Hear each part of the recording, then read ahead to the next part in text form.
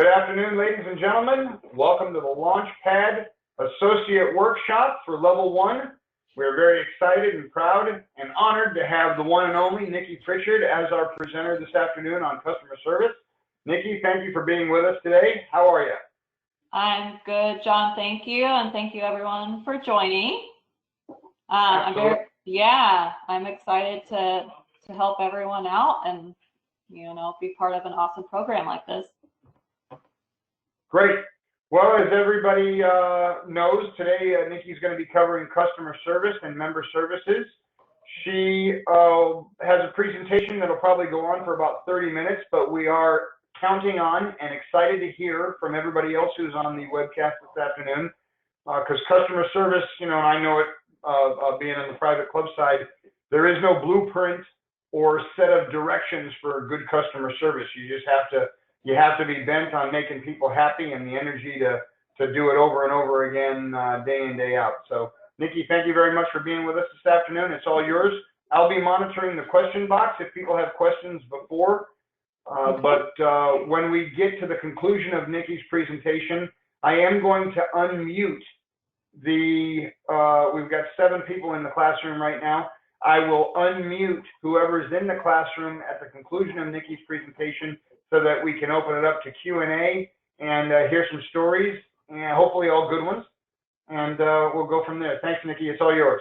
All right. Thank you very much. All right. So, like John said, I kind of wanted this to be a little more interactive. It is a shorter presentation. It probably won't take me the whole 30 minutes. It's, a shorter part of your portfolio as well. But I'm excited to hear from you guys as well. So we'll go ahead and dive right in. So first of all, to introduce myself, I'm Nikki, and I am the Director of Golf at Arrowwood Golf Course in Oceanside. I became a PGA member in October of 2019, and I'm a former collegiate golfer at the University of Nevada in Reno. I've been at Arrowwood for about 5.5 years, almost 6 years, and I've trained all of my staff on customer relations. It's a huge part of our mission here, is to make sure all of our customers leave happy. So here's your learning outcomes for the customer relations portion of your portfolio. Is to understand the business value of customer relations, describe the components of the PGA customer relations model, define and identify moments of truth in the context of staffing, systems, and resources, utilize the 4 interaction strategies in a variety of routine and challenging customer situations, utilize the 7 interpersonal skills in a variety of routine and challenging customer situations, and to initiate the PGA experience using a systematic engagement routine. So your work experience portfolios, activities, there's just 2 of them. One is the moments of truth at a facility, and then there's strategies and skills at my own facility. So first, we're going to go over activity number 1, moments of truth at a facility. So a moment of truth, it occurs anytime a customer has the opportunity to evaluate a facility's products and services. It begins from the moment someone drives into your facility, and the moment that they leave as well. So there's 2 different types of moments of truth. There's interactive and non-interactive. And interactive is obviously when a customer interacts with an employee. An example of that would be a cart attendant helping a customer with his or her bag. Anytime that they're greeted by an employee, that is an interactive moment of truth. Non-interactive occurs independently of employees, so it could be any signage that you have, it could be your website, it could be social media, stuff like that, you're not actively engaging with the customer. So key elements of moments of truth, there's staffing, systems, and resources. An example of staffing would be a cart attendant who's readily available to help a customer getting a bag from a car. And I believe in your work, you do have to say whether it's a positive or negative, so that would be a positive moment of truth. For systems, this has happened here before, and maybe with you as well. A customer's tea time was double booked due to a glitch in online booking. That would be a systems negative moment of truth. Resources, we recently installed signage actually down the street from our course. and you see, sometimes at other courses, signs pointing to where the golf course is going. That's a positive moment of truth using resources. All right, so this is the customer relations model here that you should familiarize yourself with. So this shows all of our interaction strategies, and this is your second activity on here. So there's 4 different ones. There's directing, which your desired outcome is compliance. Convincing, your desired outcome is agreement. Involving, desired outcome is participation. And supporting, your desired outcome is commitment. So as you can see, the more you go down in the boxes, the less employee control there is and the more initiative from customers there is. So we are going to start with the directing strategy, which has the most control with the employee and the least amount of control with the customer. So I just came up with examples for each one of these. Most of these have happened here at Arrowwood with me, and I'm curious to hear your guys's examples as well. So for directing strategy, a golfer drives his cart into a restricted area and your GPS alerts you. You go out to the course to politely ask that the customer do not enter restricted areas in order for the course to stay in good condition. So our desired outcome is for the customer to comply with our request, or whether demand actually. Interpersonal skill, I stated my purpose clearly and provided a compelling rationale. And the final result of the interaction is hopefully that the customer apologizes and obeys the restricted areas for the rest of the round. Another example I thought of was pace of play. If there's a really slow group, you may have to get them to skip a hole if they are not able to keep up. We're super busy here at Arrowwood, so we get a lot of that here. And then the next one has a little bit more involvement from the customer. This is a convincing strategy. So I've had this before in my instruction. I have a new student who brings her husband along for her lesson. He's very involved and likes to give his inexperienced input, which confuses her. You pull him to the side and inform him that she may be better one-on-one for the lesson, but that I will provide him with the things she needs to work on so he can help her practice after the lesson. So the desired outcome is agreement, and the interpersonal skill I used was providing a compelling rationale and showing understanding. Final result of the interaction is hopefully that he agrees to practice his own game during the lesson, but will use the knowledge you give him to help her practice between the lessons. So another one we thought of, I was talking to a couple of the employees here, was we just installed Top Tracer technology on our driving range, and a lot of times we get singles trying to walk on and we may not have the room for them, but what we'll do is we'll try to convince them to use our Top Tracer range instead of just going to a different golf course.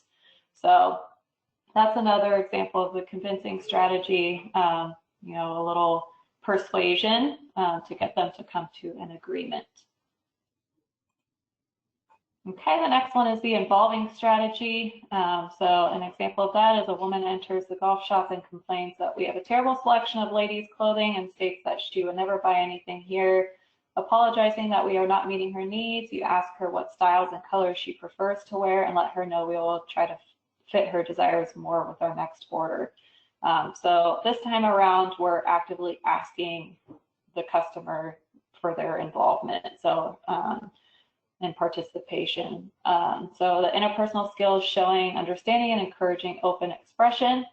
I find a lot of times customers really appreciate this. So the final result of the interaction is she tells you about the brands that the course in Carlsbad has that she loves and thanks you for considering her input. All right, so now we have the supporting strategy. My example here is that Mr. Baker comes in halfway through his round to tell the manager that he has never seen such terrible pace of play and that he wants his money back. The manager explains that the staff did notify all players that there was a junior event that day, but that he is very sorry for his negative experience. He offers Mr. Baker a 9-hole rain check to return another time. So our desired outcome here is commitment. So we're kind of backing down and apologetic and offering a rain check. We're showing understanding. We're also providing a compelling rationale by telling him that we did try to notify everyone, and we are also encouraging open expression. So the final result of the interaction is that he's feeling a little bit better about the situation and books a tea time for the following week. And the staff assures him there's no junior tournament that day. So we bit the bullet and, gave him a 9-hole rain check, but hopefully that means he'll be committed and he'll come back another time. So again, it was a pretty short presentation. I would like to hear what your guys' thoughts are and any interesting customer relations examples that you may have had in your experience.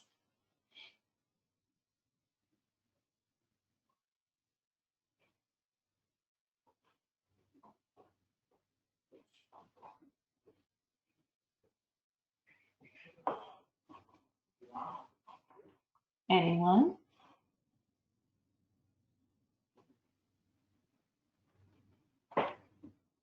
All right, super exciting.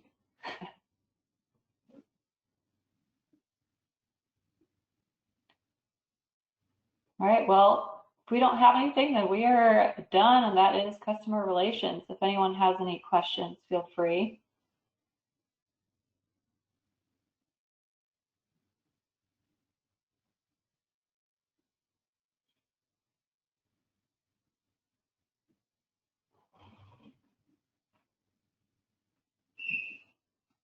John, are you still there?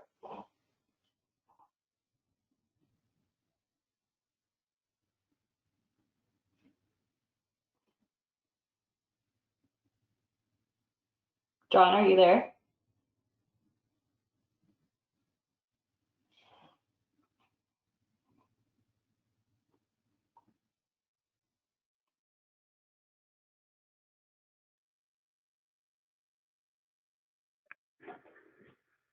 Nikki, you weren't kidding. Guys, can you hear me?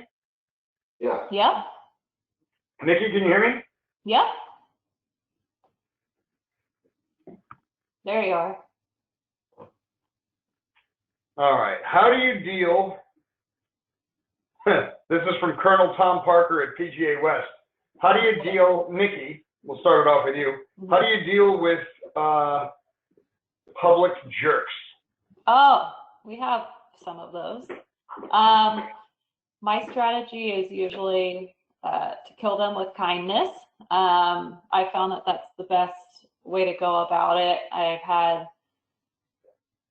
many people that were not very nice. And usually when I'm just very nice back and say, okay, have a wonderful day, most of the time they come back and apologize. I think, being in the business, you can't take it personal. You just have to be nice. And, obviously you can't take too much disrespect. If someone's super disrespectful, you can stand up for yourself. But for the most part, you just have a nice day. Hope your day gets better. And usually they come back and apologize.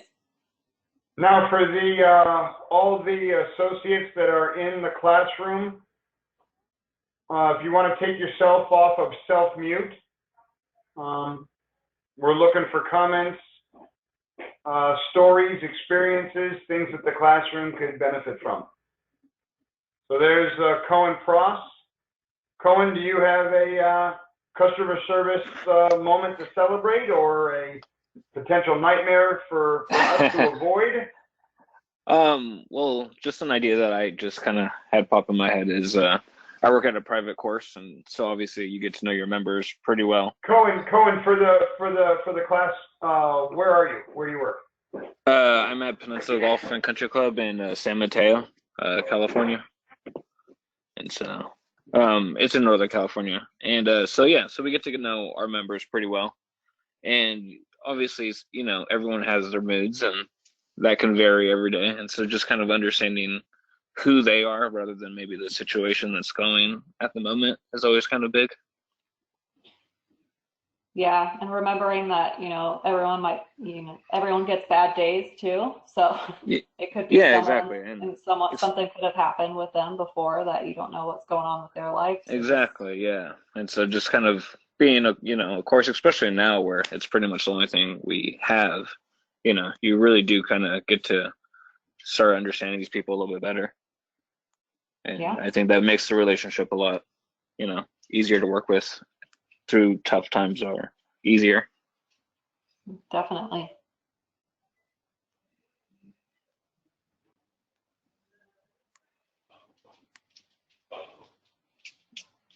John, I think you're on mute. Cohen, you said it's all we have now. What Well, was going on at your club prior to COVID that would have changed that customer service environment and that delivery? well, just kind of with everything being shut down, for the last year, just the community we built where, obviously we were working every day and it was the only place our members felt like they, were safe to come to, really. So we all kind of shared that together. See, what we run into out here at Monterey, we're a seasonal community, but we have an annual membership. So the way that we get around that beyond our full privilege membership is we have rounds-based associate memberships. So even though those rounds-based associate memberships are annual memberships, as soon as the member and spouse play their allotment of rounds, they get their money's worth out of the membership regardless of how long or short that they're here. It's one of the challenges of only offering, we're in a housing community, and we have an agreement between the country club and the homeowners association called the CC&Rs. And in that agreement, it says that we can't open to the public. We can only sell annual memberships and a bunch of other stuff. But the challenge is, how do you sell annual memberships in a seasonal community? Well, you make that associate introductory membership rounds based. So you could capture that seasonal footprint. They're still joining an annual membership, whether they know it or not, but their value is all contingent on whether they play the rounds or not. Because of the shutdown last year, another thing is we only allow resignations for the following year on or before December 1st of a given year.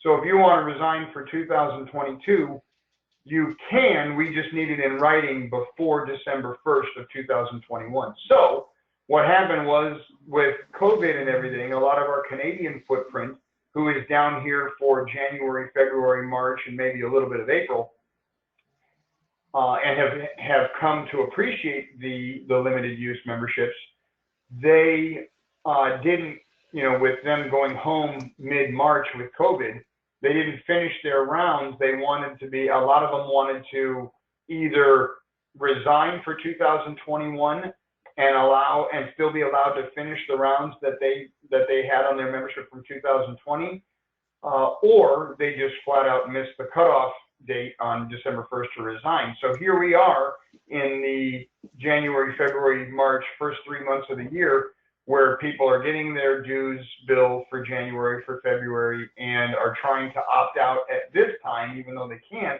or they want their rounds to be carried over. But we don't do that for the full privilege membership that pays 5 times as much. There's no way that we could equitably and fairly offer those kind of credits to the limited use associate membership.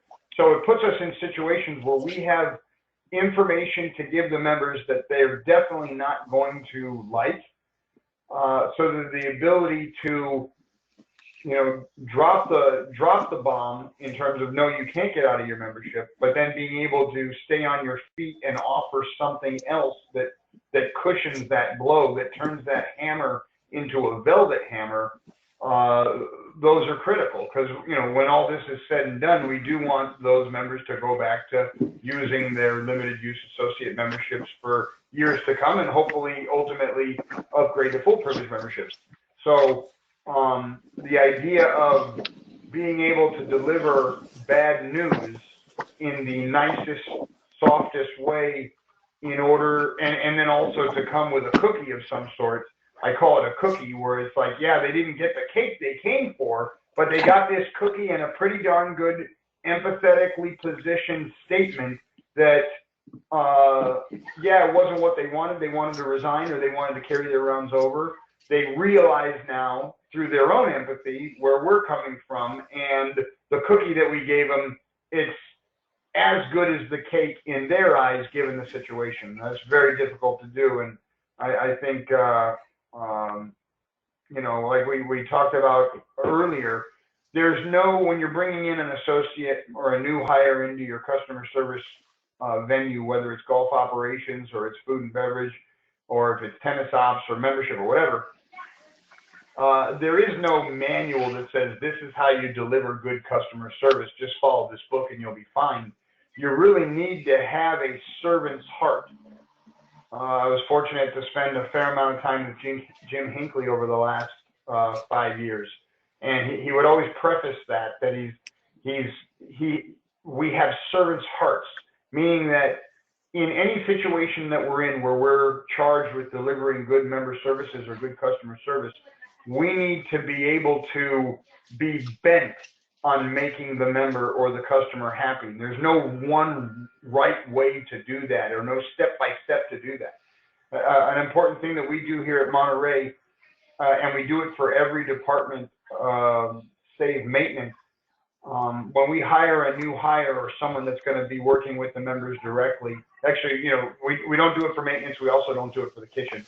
We do it for the front of the house food and beverage service staff. We do it for golf operations inside and outside. We do it for tennis and fitness as well, where once we get past the getting to know you and what your experience is prior to Monterey, we ask the question, what are the 3 biggest reasons why you want to work at Monterey Country Club?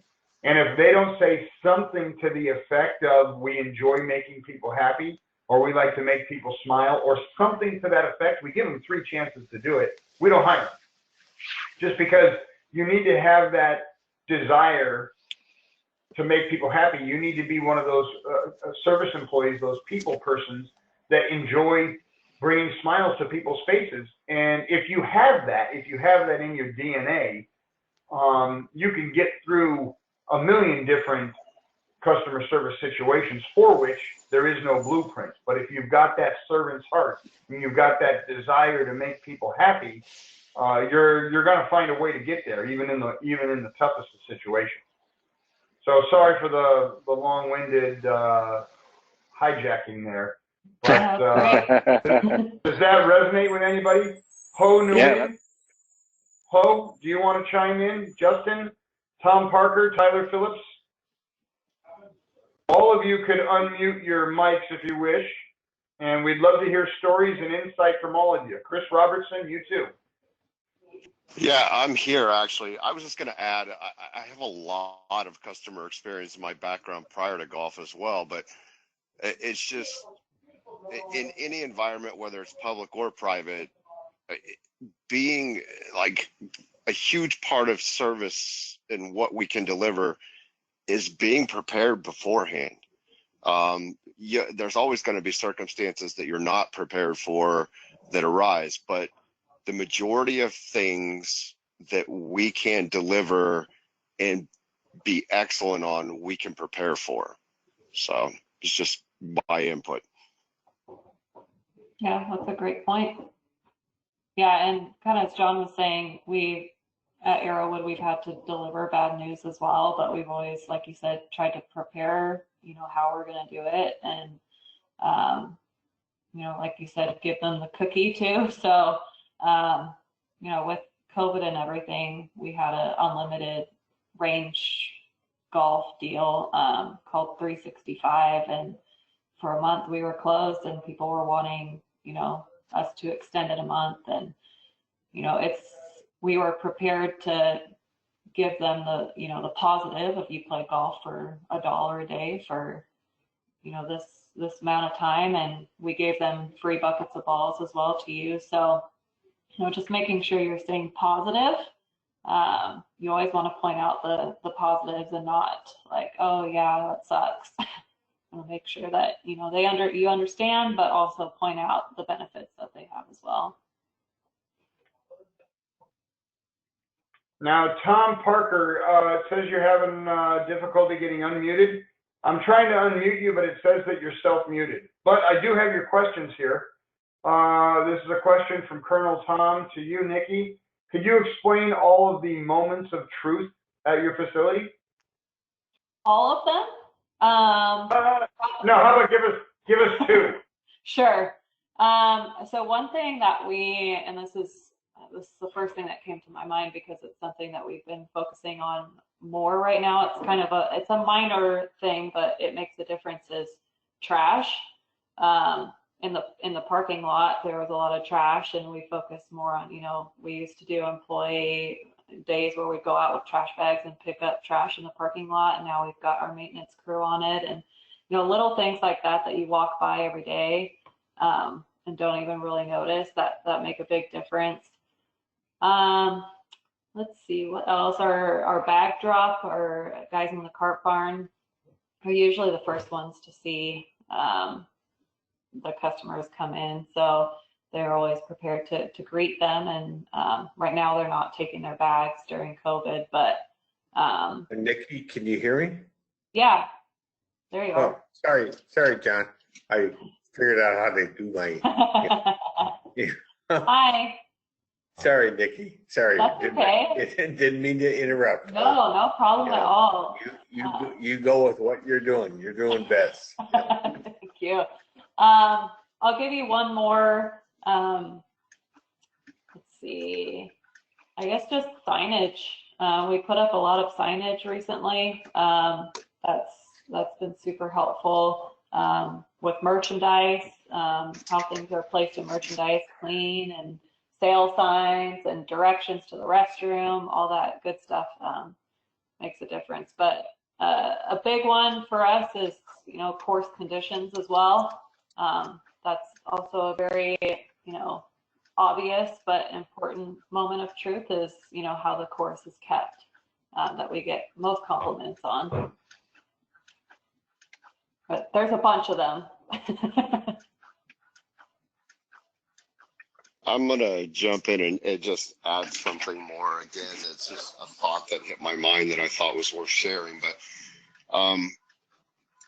we have a lot of overlooked moments of truth,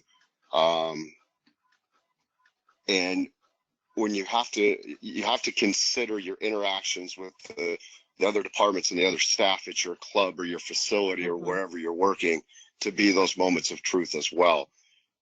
Doesn't matter if it's someone in the maintenance crew or someone in the food, it doesn't matter. You have to treat them with respect and kindness and make sure that, you know, if they've done an exceptional job, that it's recognized by you so that carries over to the next person walking through the door as well. Because the staff that feels appreciated and recognized and respected will carry that over, generally speaking. I mean, 9 times out of 10 or 99 times out of 100, if they're feeling good about themselves and the work they're doing, they're going to put that forward to the contact with the member or the customer or, you know, whoever it happens to be. They will carry that forward. So those moments of truth within are huge and they're critical. All right. So I'm sorry, Nikki. Do you want to respond to that or not? Or go ahead. No, go ahead. I totally agree. I could, but you are so correct that moments of truth and whatever it takes. Yes, you have to do that, and then you have to, you know, have those guys do that, and you know, and that's kind of why we do this stuff, you know. I'm sorry, Nikki, if I'm, you know. No, please. But yeah, I mean, it's just kind of, you know, hey, you know, we're all in this together, and in my opinion, and I'm sorry, John, if I say that, you know, incorrectly, but we kind of, you know, I've been in the private club environment. Nikki, you may have been in, I think you are in the public Yes. club environment. But, you know, all of us, you know, hey, we have customers, man. We just do the things we do for customers. So we make sure that we do what we do. And we make sure that they have the best experience possible. That's right. Hey, this is Tom. Thank you, Tom. Just a quick couple Tom, points. son, do you have anything to add? Yeah, just two points. I think one of the points that was raised was, kind of resonated. That being, how do we employees treat each other? Customer service is very important, but I think more important is how employees treat each other. And I think something that we overlook sometimes, but it's critical that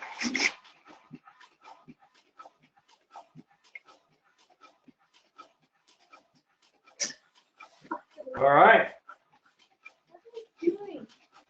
Well, if there are no other questions this afternoon, want to, on behalf of the Education Committee for the Southern California PGA, we'd like to extend our gratitude to Nikki Prichard this afternoon and putting together a presentation on customer service.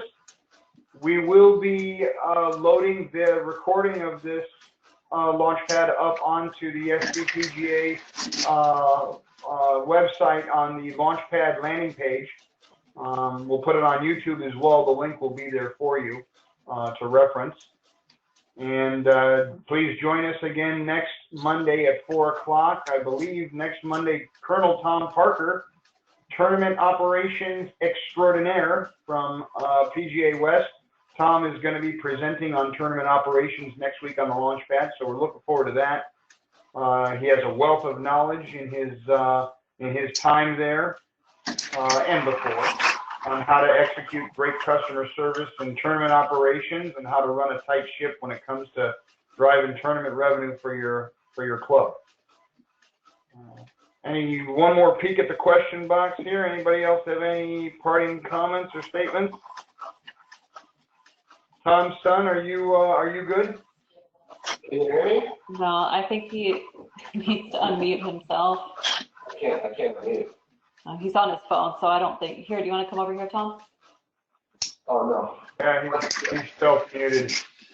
Here he comes. So when we send out, I know another thing I know.